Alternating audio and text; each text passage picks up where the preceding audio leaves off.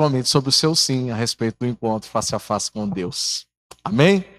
Vamos para o nosso momento da palavra de Deus, queridos. Tem algo especial da parte do Senhor para compartilhar com vocês nessa noite.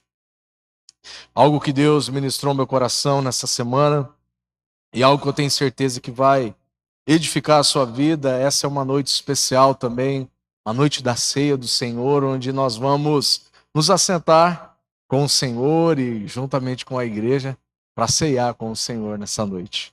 Amém?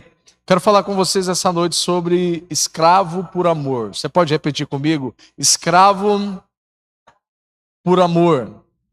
Glória a Deus. Abre a sua Bíblia comigo. Eu quero ler 4 textos com vocês nessa noite, 4 versículos. E dentro desses 4 versículos nós vamos ver bastante coisas em comum. Mas uma delas é o cerne dessa mensagem, uma delas é o centro daquilo que nós vamos conversar nessa noite. Primeiro texto, Romanos, carta de Paulo aos Romanos, capítulo de número 1 e verso de número 1. Ô Dan, se você puder colocar uma música de fundo para mim, por gentileza. Romanos 1:1. Eu vou ler aqui na NVT, você pode acompanhar comigo e talvez na sua versão esteja um pouquinho diferente. Romanos 1:1 diz assim: Eu, Paulo, escravo de Cristo Jesus, chamado para ser apóstolo e enviado para anunciar as boas novas de Deus, escreva essa carta. Outro texto está lá na carta de Tiago, Tiago capítulo de número 1 e verso de número 1. Tiago 1:1. Olha como Tiago escreve aqui, queridos. Eu, Tiago, escravo de Deus e do Senhor, escravo de Deus, perdão. Eu, Tiago, escravo de Deus e do Senhor Jesus Cristo, envio essa carta às 12 tribos espalhadas pelo mundo. Saudações. Segunda de Pedro, capítulo de número 1 e verso também de número 1. Segunda Pedro 1:1. Pedro diz assim: Eu, Simão Pedro, escravo e apóstolo de Jesus Cristo, escrevo essa carta a vocês, que compartilham da nossa preciosa fé, concedida por meio da justiça de Jesus Cristo, o nosso Deus e Salvador. E o último texto, o último verso que eu quero ler com você nessa introdução, está lá na carta de Judas, lá no finalzinho da Bíblia, antes de Apocalipse. Judas, que não é o Iscariotes, tá, queridos? Não é o traidor, esse é o irmão de Tiago. Judas 1:1 diz assim: Eu, Judas, escravo de Jesus Cristo, irmão de Tiago, escrevo essa carta aos que foram chamados por Deus, o Pai, que os ama e os guarda sobre o cuidado do Senhor Jesus Cristo. Vamos orar ao Senhor antes de nós compartilharmos e conversarmos. Muito obrigado, Chico. Deus abençoe. Pai amado, muito obrigado, Senhor, por essa noite especial que o Senhor preparou para nós. Paizinho querido, nós te agradecemos, Senhor, por esse tempo de louvor que nós tivemos aqui, Pai. Como é bom, Senhor, saber que o Senhor está conosco. Como é bom, Pai, sentir o Teu toque, o Teu calor, Pai. Como é bom, Senhor, meu Deus, nós sabemos que o Senhor é um Deus que responde, Pai, as nossas orações, a nossa adoração, a nossa entrega, Pai. Muito obrigado, Senhor. Muito obrigado porque esse é um momento tão especial, Pai, onde nós vamos compartilhar da Tua palavra, um momento onde nós vamos compartilhar das grandezas do Teu coração, Senhor. Pai, a minha oração nessa noite é que o Senhor fale, Pai, com cada um aqui, Senhor. Desde os mais jovens, Senhor, até aqueles mais experientes de vida, Senhor. Fala com cada um aqui, Senhor, de uma forma personalizada, Pai. Espírito Santo de Deus, amplia, Senhor, decodifica essa mensagem, Senhor, no coração de cada pessoa aqui, Pai, que, Senhor, essas pessoas saiam daqui, Pai, transformadas pela Tua palavra, Pai. Essa é a minha oração, Senhor. Esse é o desejo do meu coração, que essa palavra, Pai, penetre no mais íntimo de cada coração aqui, Senhor. Pai, nesse momento nós rejeitamos, Pai, e repreendemos toda obra do mal, Senhor. Todo espírito de cansaço, Senhor, de sono, Pai. Todo espírito de distração, Senhor, seja quebrado agora, Pai. E nós damos uma ordem, Pai, no mundo espiritual, Pai. para que esses espíritos, esses demônios saiam daqui agora em nome de Jesus, Senhor. Nós queremos não somente ouvir, Senhor, nós queremos ser cheios da Tua palavra nesse momento. Em nome do Senhor Jesus Cristo. Amém. Amém. Queridos, nós falamos aqui de 4 homens de Deus. Vocês conseguiram perceber o que esses textos têm em comum? 4 homens de Deus que caminharam com Jesus, 4 homens de Deus que tiveram as suas vidas transformadas por Jesus. 4 homens que marcaram os seus nomes na história. E nós percebemos algo em comum e muito em comum. Que todos eles, ao deixarem algo registrado, eles iniciam a sua carta da mesma forma. Eles iniciam a sua carta se denominando, se intitulando como escravo do Senhor. Para nós hoje, talvez essa palavra ela tomou um termo muito pejorativo. E principalmente no país em que nós vivemos, e o momento do mundo que nós vivemos, parece algo muito pesado. Mas quando nós olhamos, querido, para a própria palavra de Deus, nós olhamos na Bíblia ali, principalmente no Antigo Testamento, e era muito comum isso. E graças a Deus, querido, glória a Deus, porque isso acabou. Isso não existe mais. Existem alguns países que ainda as pessoas trabalham como se fossem escravos, infelizmente. Mas principalmente no Brasil, isso acabou e já faz um bom tempo. Mas quando nós olhamos do ponto de vista bíblico, por que esses homens se intitularam escravos do Senhor? Para a gente entender isso e para a gente ampliar um pouco o nosso pensamento, nós precisamos entender. Algumas versões falam sobre servo, algumas versões falam sobre escravo do Senhor. O que é ser um escravo do Senhor? Quando nós falamos sobre escravo, escravo é aquele que, de grosso modo, aquele que serve. Nós falamos muito sobre serviço. Nós falamos muito nos dias de hoje sobre servir a Deus. Nós temos isso cravado dentro dos nossos corações de ser como Jesus e servir como Jesus aqui nessa terra. Nós entendemos isso, que o propósito de vida nosso, ele é de servir, ele é de compartilhar aquilo que Deus nos deu, os dons, os talentos que Deus nos confiou para servir pessoas. Se não fosse para isso, querido, não existia talvez outro motivo para nós, para Deus ter confiado coisas tão grandiosas, tão maravilhosas nas nossas mãos. Você já parou para pensar sobre isso? Sobre os dons e sobre os talentos que Deus te deu? Esses dons e esses talentos, eles têm um propósito. Mas nós vivemos num tempo que as coisas do Senhor e o mundo, ele consegue, de certa forma, ele tenta a todo momento deturpar a palavra de Deus. Quando nós falamos sobre servir, para muitas pessoas servir é se rebaixar. E não é isso que o Senhor Jesus nos ensinou sobre servir. Lembra naquele dia onde ele ensinou o que é verdadeiramente ser o primeiro? Naquela reunião onde todos estavam ali, Jesus estava sentado com os seus 12, e eles discutiam entre si quem era o maior deles. Ou, em outro momento, eles discutiam quem iriam estar, um à direita, outro iria se assentar à esquerda do Senhor no grande dia. Mas Jesus, a palavra de Deus fala que ele pega uma bacia, ele pega uma toalha, um pedaço de pano, amarra na sua cintura e ele ensina na prática o que é ser o primeiro. É aquele que serve. Para muitas pessoas ainda, querido, a palavra servir é algo, fazer as coisas quando eu quero, do jeito que eu quero e da maneira que eu quero. Existe um termo hoje muito usado, principalmente nas igrejas, que é um termo do voluntariado. Algumas pessoas, alguns pastores não gostam desse termo, outros usam esse termo, e eu não tenho problema nenhum com isso. Mas o voluntariado, ele aponta para algo que talvez a pessoa faça quando ela quer, da maneira com que ela quer e no momento com que ela quer. E não é isso que é servir a Deus. Não é isso que é servir pessoas. Não é isso que é ser um servo do Senhor. Quando nós olhamos para a vida de Jesus, quando nós olhamos para a vida desses homens, Desses 4 homens que começam a escrever a sua carta, que começam a escrever sobre o Senhor Jesus, que começam a marcar a sua história, todos eles se intitulam como escravos do Senhor ou escravos de Deus. Para a gente entender melhor isso, querido, o escravo na Bíblia, ou a aplicação que nós podemos perceber, um escravo ele não tem vontade própria. Uma das características do escravo é essa.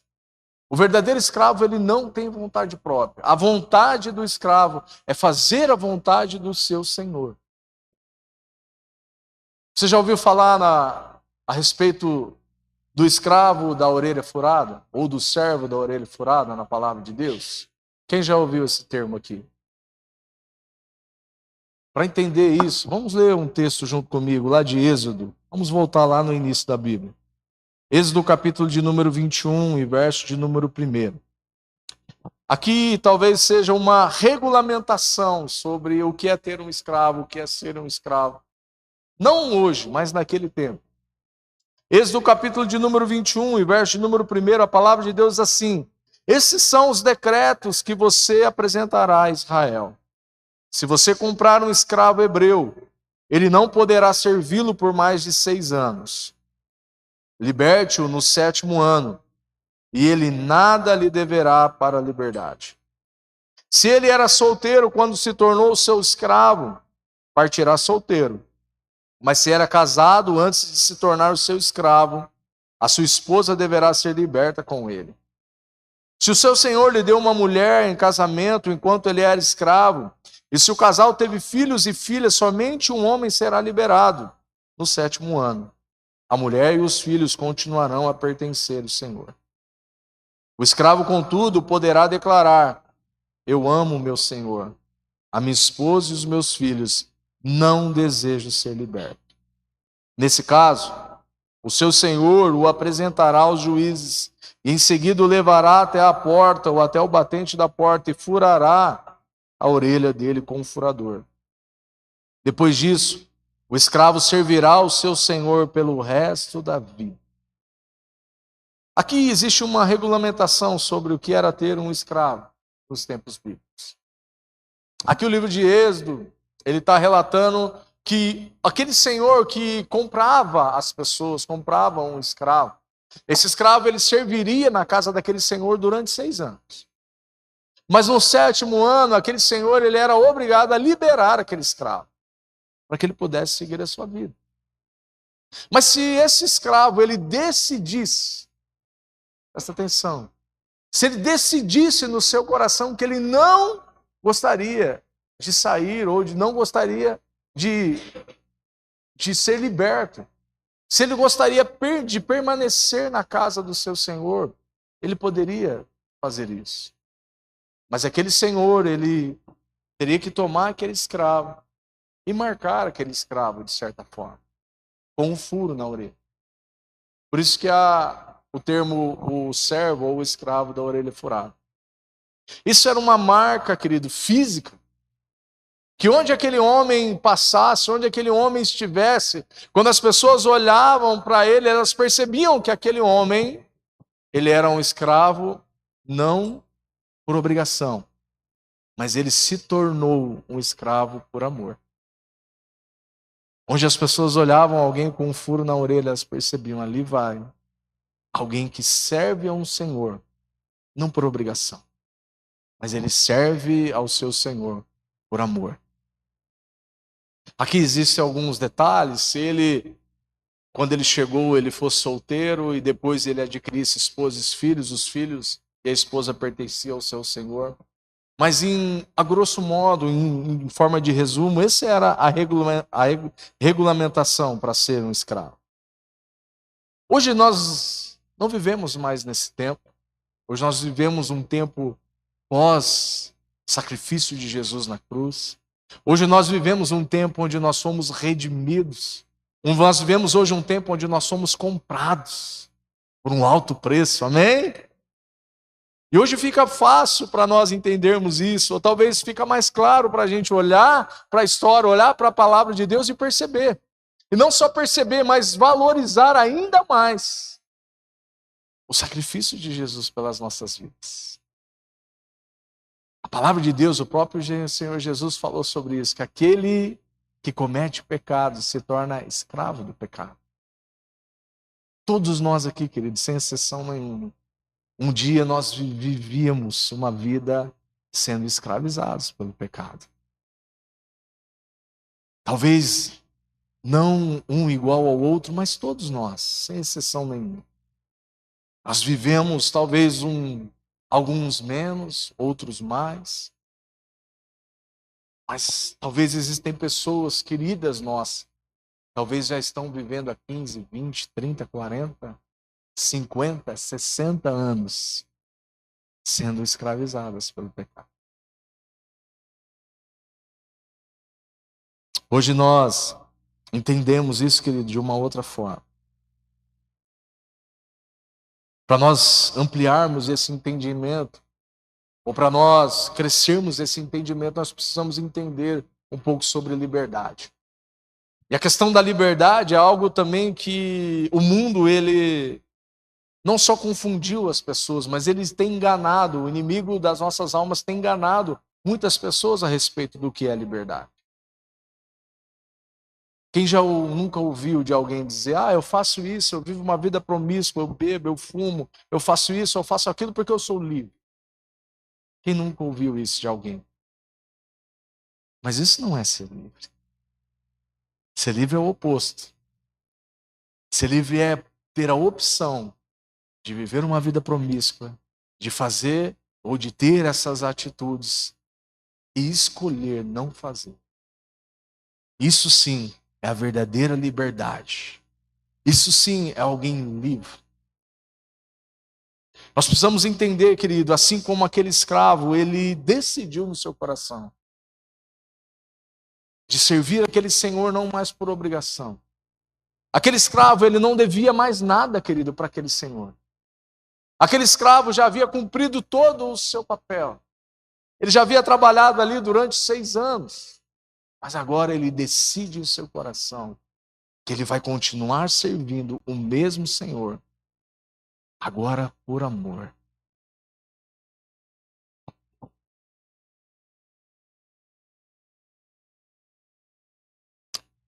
Jesus fala sobre isso aqui, querido, sobre liberdade, no Evangelho de João, no capítulo de número 8, a partir do verso número 31. Olha comigo esse texto da palavra de Deus. João 8, 31 diz assim: Jesus disse aos judeus que creram nele: vocês são verdadeiramente meus discípulos, se permanecerem fiéis aos meus ensinamentos. Então vocês conhecerão a verdade, e a verdade os libertará. Mas eles disseram: nós somos descendentes de Abraão, disseram eles. Nunca fomos escravizados de ninguém, nunca fomos escravos de ninguém. O que quer dizer com vocês são libertos? Jesus respondeu: eu lhes digo a verdade. Todo o que peca é escravo do pecado. O escravo não é um membro permanente da família, mas o filho faz parte da família para sempre. Portanto, se o filho os libertar, vocês serão livres de fato. Glória a Deus. Quem já é liberto aqui, querido? Amém? Dá um glória a Deus aí, por favor. Amém? Glória a Deus, querido. Jesus já nos libertou, querido. Amém? Jesus já nos libertou. Jesus já nos tirou desse lugar, querido. De morte, de angústia, de dor, de tristeza. Nós não vivemos mais nesse reino, querido. Nós fomos transportados. Paulo fala sobre isso. Nós fomos transportados de um reino para o outro. Mas isso não foi à toa, isso não foi de graça. Isso custou algo. E hoje, quando nós olhamos, querido, para a palavra de Deus, quando nós olhamos para a vida desse servo que trabalha e continua trabalhando e continua vivendo na casa do seu Senhor, só que não existe mais uma obrigação. Agora ele vive, ele serve por amor. Amém? Da mesma forma, queridos, somos nós hoje. Todos nós fazemos aquilo que nós fazemos. Todos nós doamos aquilo que nós doamos. Todos nós abrimos mão daquilo que nós abrimos. Pelo amor. Pelo amor. E todas as vezes, querido, que nós nos aproximamos do Senhor, e todas as vezes que nós buscamos o Senhor, e todas as vezes que nós compartilhamos desse amor, querido, nós percebemos o quanto Jesus nos ama, o quanto nós somos preciosos para o Senhor. Você consegue perceber isso na sua vida, querido? Às vezes nós precisamos fazer um exercício, querido. Olhar para trás, às vezes, é para perceber da onde que Ele nos tirou. De vez em quando nós precisamos fazer isso.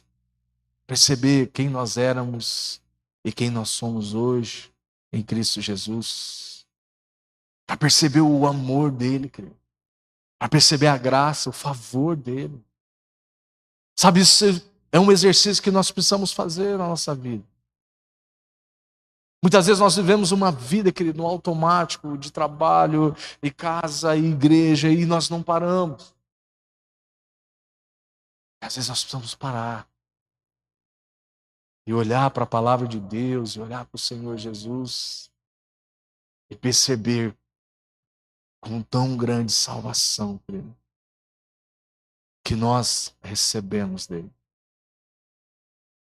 Hoje só existe uma forma, querido, uma maneira de nós servirmos ao nosso Senhor, que é por amor. Ah, mas o pastor, se eu fizer isso, eu vou receber aquilo. Querido, eu tenho uma frase que eu guardo dentro do meu coração, eu sempre compartilho com as pessoas. Sempre compartilho com os líderes, sempre compartilho com algum amigo, sempre compartilho com alguma pessoa em certo momento. Eu tenho algo guardado dentro do meu coração e que Jesus um dia falou para mim. Jesus um dia disse para mim, Fábio, eu não devo e não fico devendo nada para ninguém. Você não precisa trabalhar, você não precisa se esforçar para você receber uma recompensa. A recompensa ela vai vir, querido. Jesus não é como o Deus desse século.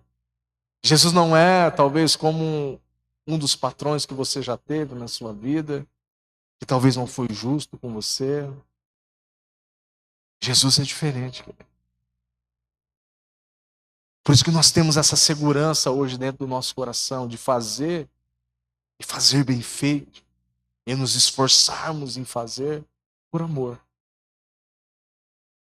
Jesus não deve nada para ninguém, querido. Da mesma forma que nós estamos cuidando das coisas dele, se importando com as coisas dele, amando as coisas que ele ama, é certo, querido, que a recompensa vai vir. Amém? Nós não precisamos correr atrás de uma recompensa. Jesus não deve nada para ninguém. Isso só foi um parênteses aqui, querido.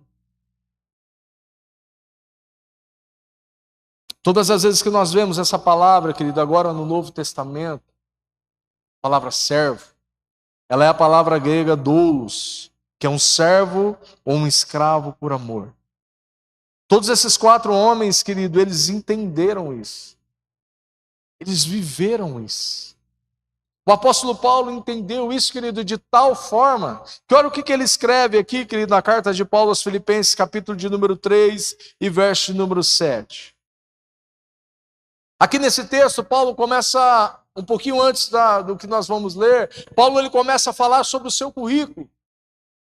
Que era um extenso currículo e um currículo invejável, Paulo. Filipenses 3, 7 e 8, Paulo diz assim: pensava que essas coisas eram valiosas, mas agora eu as considero insignificantes por causa de Cristo Jesus. Sim, todas as outras coisas são insignificantes comparado ao ganho inestimável de conhecer a Cristo Jesus, o meu Senhor. Por causa dele, deixei de lado todas as coisas e as considero menos que lixo, a fim de poder ganhar a Cristo. Olha que tremendo, querido, que Paulo estava escrevendo aqui. Paulo entendeu isso de tal forma, o que era ser um escravo por amor, que todas as coisas, todos os títulos que ele tinha, eles considerava menos que lixo. Algumas versões dizem que ele a considerava como esterco. Se comparado ao ganho de ter a Cristo Jesus como Senhor e como Salvador. Há uma guerra, queridos. Há uma guerra. A todo momento, querido, há uma guerra de reinos. A todo momento há uma guerra, muitas vezes, não no mundo físico, mas no mundo espiritual. A todo momento há uma guerra de reinos, onde nós precisamos nos posicionar nesse lugar, em Cristo Jesus, onde esses homens se posicionaram.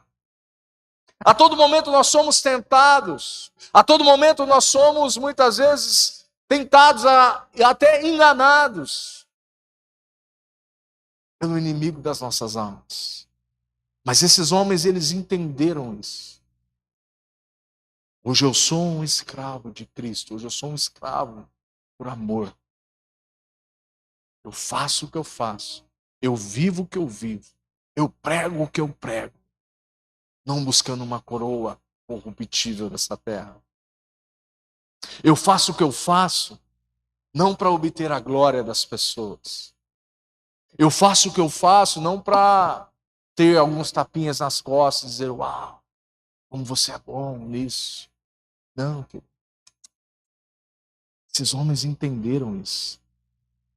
Paulo entendeu muito bem isso.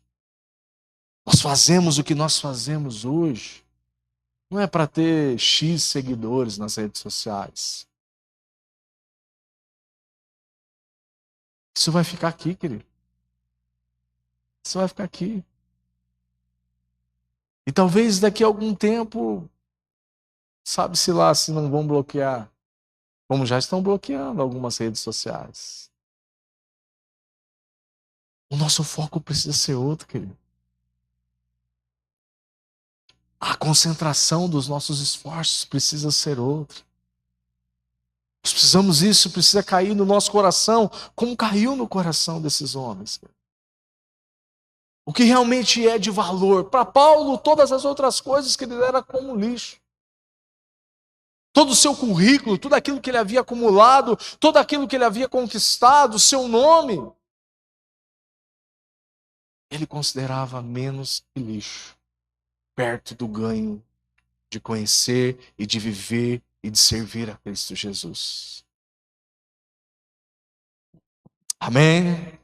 Vocês estão olhando para mim com uma cara de assustado? Oh, Deus.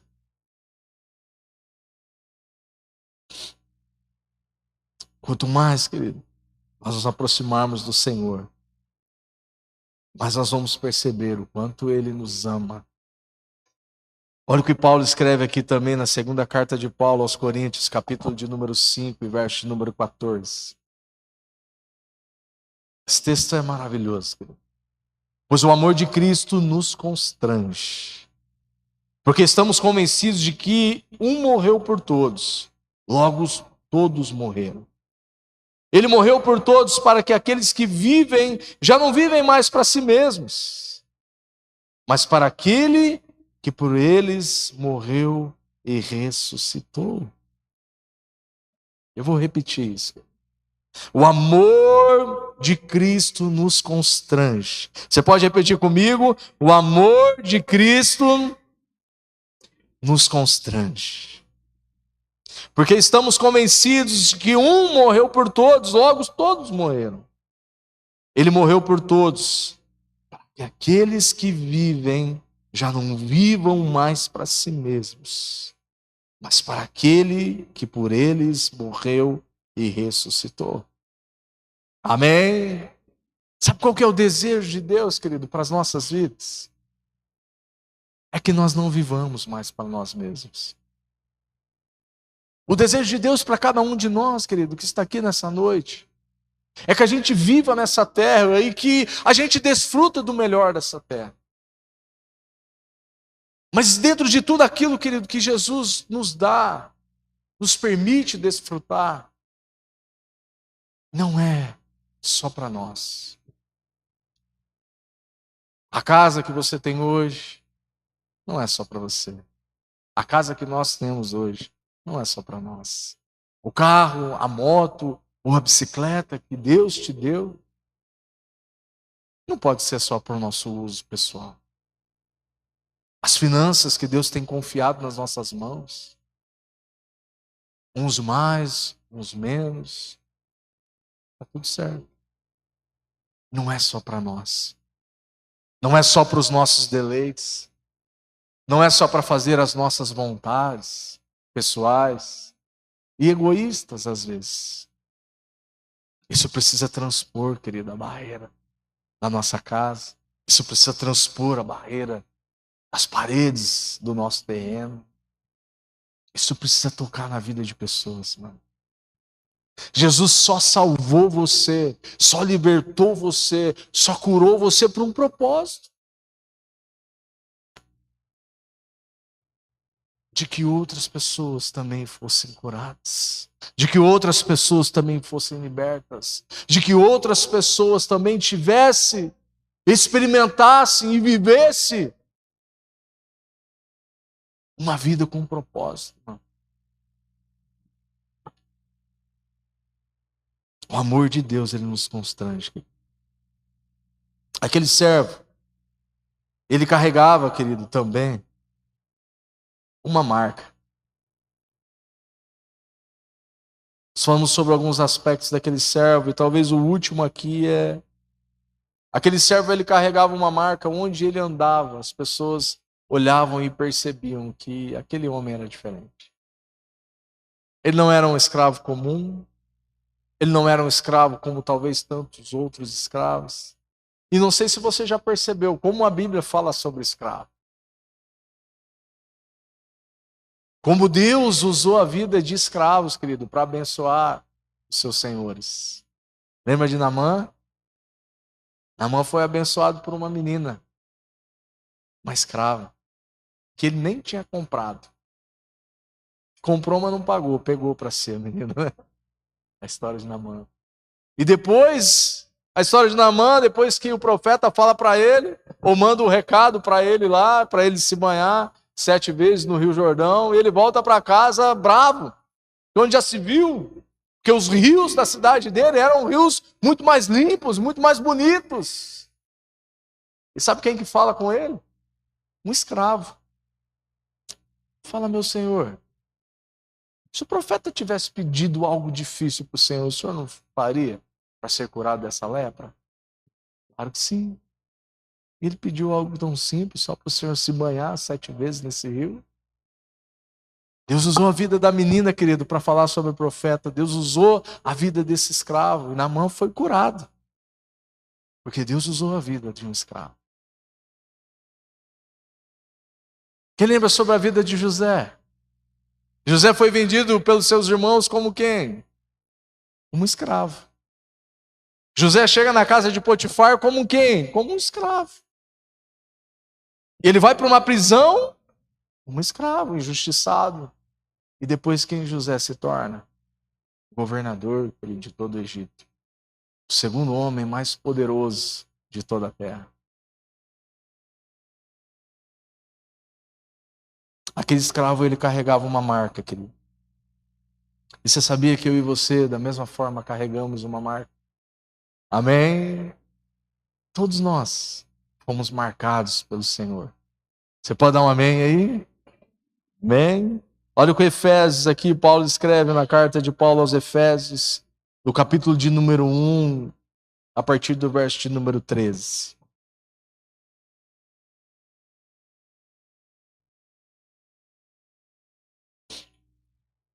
Efésios 1,13 diz assim: agora vocês também ouviram a verdade, as boas novas da salvação. E quando creram em Cristo, Ele colocou sobre vocês o selo do Espírito Santo que havia prometido. O Espírito Santo é a garantia da nossa herança até o dia em que Deus nos resgatará como sua propriedade para o louvor da sua glória. Amém? Ele colocou, querido, em cada um de nós o selo do Espírito Santo de Deus. Amém? Para quê, pastor, que ele colocou esse selo, essa marca nas nossas vidas? Para que aonde você andasse, querido, as pessoas olhassem para você e dissessem: aquele cara é diferente. Aquela mulher é diferente. Quem nunca ouviu isso, querido, em algum lugar aqui? Aquele senhor é diferente. A maneira com que ele negocia as suas coisas é diferente. Aquela mulher é diferente. A maneira com que ela trata os seus filhos. Aquele cara é diferente. Porque quando todos estão tratando mal as suas esposas, aquele cara está tratando ela de uma forma honrosa. Esse é um dos propósitos, querido, que nós somos selados pelo Senhor, com o Espírito Santo de Deus. O Espírito Santo também, querido, ele não foi derramado sobre nós para nós só falarmos em línguas, cantarmos em línguas. Tudo isso é muito bom, querido, eu amo isso. Mas principalmente, querido, ele foi derramado, nós fomos selados com ele. Talvez o propósito maior é de testemunhar das grandezas do Senhor Jesus Cristo. Amém? O propósito maior nosso, querido, não é só se fechar. O propósito maior nosso não é só estarmos juntos aqui reunidos. Isso é muito bom. Os domingos nossos aqui têm sido maravilhosos. Amém?